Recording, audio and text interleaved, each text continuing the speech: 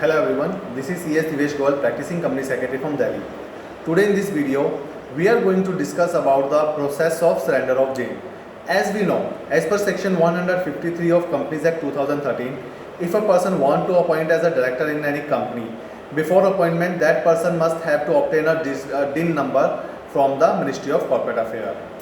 So any person can have maximum one DIN number, but if anyhow in any situation if a person obtain more than one DIN number or such person having two DIN number, then such person have to surrender the second DIN number, because as per law it is allowed to have only one DIN number by one person.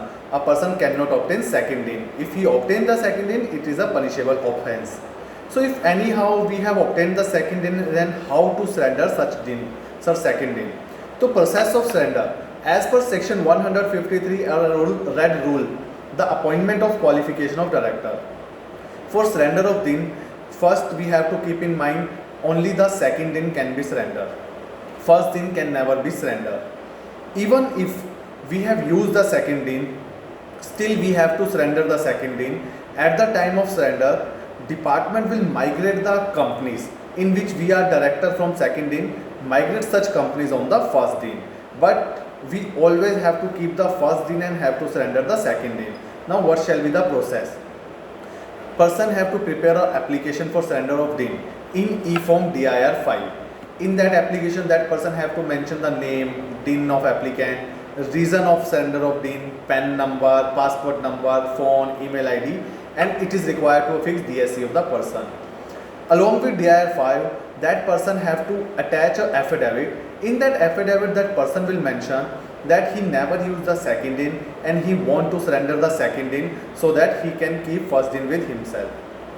In the DIR 5, he will attach this affidavit, the copy of self-attested copy of PAN card and self-attested copy of passport. And after digitally sign the DIR 5, file the DIR 5 form with the registrar of company. Then registrar of company shall check all the document, shall check the affidavit. If they satisfied with the document and every disclosure, they will surrender the second DIN.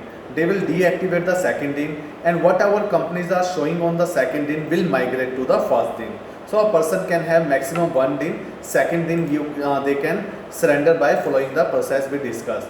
But now the situation arises. This is a situation when there is a two DIN. But sometimes there is a situation, I am a person, I am having one DIN. But now I want to surrender the DIN and I am saying I don't want to get appointed in future in any company, so I want to surrender the DIN. Then what is the process?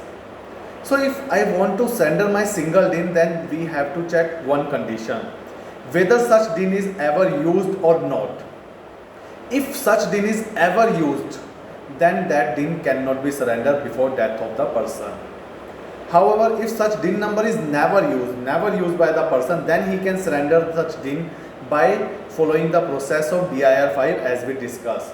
So we can conclude through this rule and section that once a DIN number is used, it can never be surrendered. However, in case of double DIN, second DIN can be surrendered.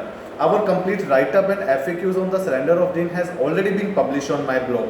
That is www.csdiveshgoel.info. So if you want to go through that, you can subscribe my YouTube channel and my blog. Thank you so much.